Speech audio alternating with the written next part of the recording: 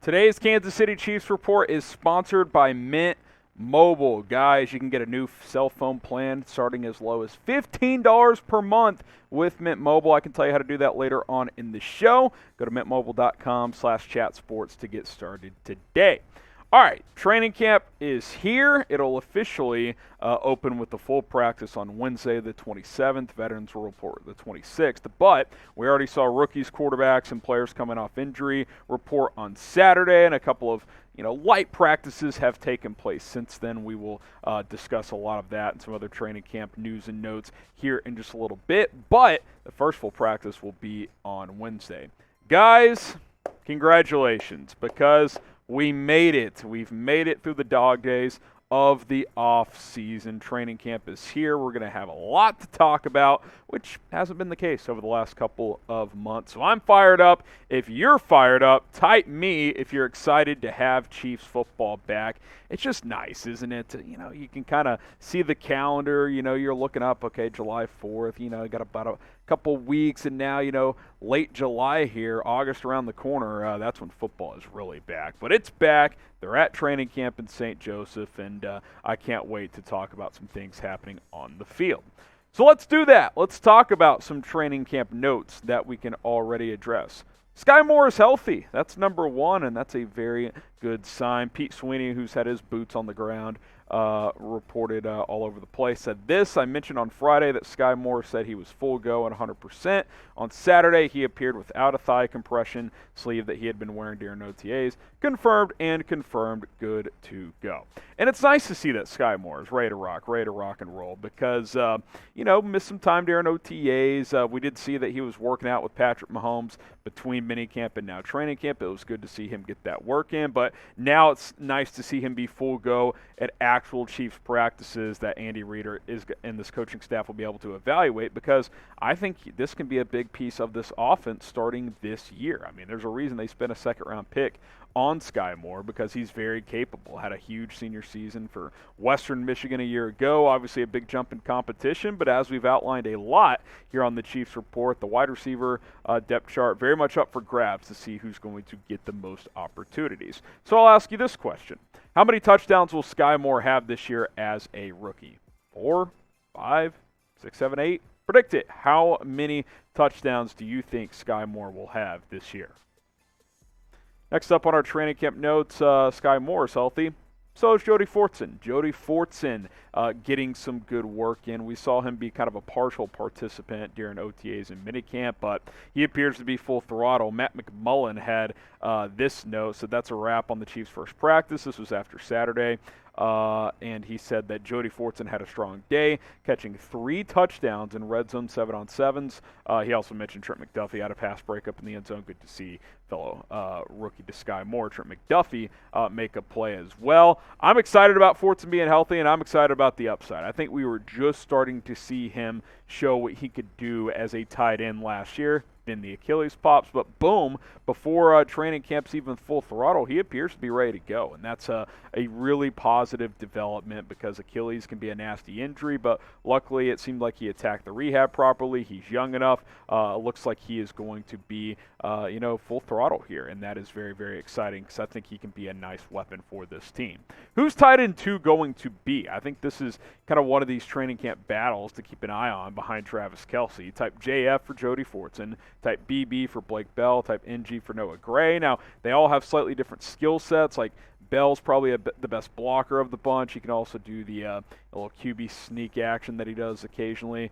Jody Fortson, more of a receiving guy. Then Noah Gray, kind of an in-between, decent blocker, decent receiver. So who's going to be tight end 2? JF, BB, or NG? Let us know in the comments. Some benefits to our sponsor of Mint Mobile. They provide unlimited talk and text. Not a lot of cell phone providers do that, or if they do, they charge you well over $100 a month. The largest LTE 5G network that provides that high-speed data for you guys, mobile hotspot for free. And the key, plan starting at $15 per month. And yes, you can take your current cell phone and be like, you know what, I'm tired of paying my high prices, but I really like this phone. It's very easy for me to use. They'll send you an eSIM card, a digital SIM card, that way you can just switch your provider to Mint Mobile. You don't have to go get a new phone. You don't have to go wait at a physical store and location for an hour before you work with a customer service rep and get that stuff updated. It could be all done online. Really easy, starting at $15 per month on that plan. And what's awesome is you can switch from, say, your AT&T, Verizon, whatever, to Mint Mobile in about 15 minutes. It doesn't take very long at all. Don't believe me? Go check it out. mintmobile.com/chatsports. Link is in the comments. It's in the description. Prices are skyrocketing. Not with Mint Mobile, though. Next up, let's get into some other injury updates. So we talk about Skyy Moore and Jody Fortson being out there participating. These guys are not participating, at least not full throttle. Lucas Niang still dealing with that torn patellar tendon. He was doing some work off to the side. Tega Wanogho has what Andy Reid said is a leg issue, so we're not sure completely there. Rashad Fenton still working through that shoulder injury. And then Justyn Ross, who we discussed a couple videos ago, was seen with a boot. Well, that's been confirmed. He had foot surgery and is not going to return in the immediate future. He's going to miss some time. After that, unclear how much, but just confirmation of yet another injury popping up for Justyn Ross. That is obviously not ideal. The good news is that was kind of it. Those are really the only guys who are sidelined or working through stuff. So for the most part, the Chiefs appear to be healthy. We'll see when vets report if anything else pops up. Chenal, he bounced back. What do I mean? Well, Saturday practice, Sunday practice. On Saturday, Chenal had to leave practice early due to the heat. Had some heat exhaustion, but was good enough to come back today and had a good day. Had a interception in 7-on-7 work. That was nice to see. Apparently, he batted down a ball at the line of scrimmage, then picked it up himself, showed off the athleticism there.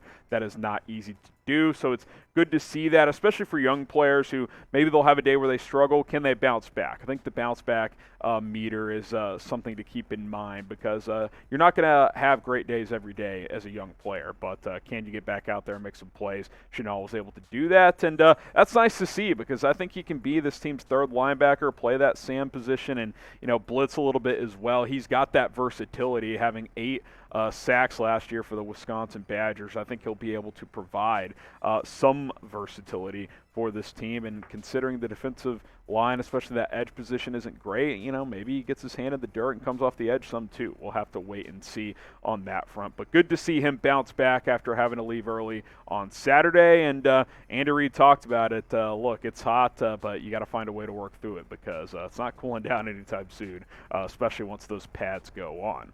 All right, Chiefs Kingdom, this is the time to subscribe to the channel because training camp is here. And more importantly, after you subscribe, turn on those notifications, because we're going to provide daily updates throughout Chiefs training camp. We're going to be live tomorrow for our Monday Chiefs Live stream. We're bringing that back into the fold, so be on the lookout for that. Want to give some shout outs to those who joined the Noti Gang on a video a couple of videos ago. I had you guys type Noti Gang once you turn on those notifications. These 8 people did it, so shout outs to you: Jared Neal, Bill Chase, Spider Fan, Michael Cooper, Mike Tilson, Kyle Lawson, Cole Keller, Matthew Platt. Type Noti Gang in the comments, and maybe you'll get a shout out on a future video.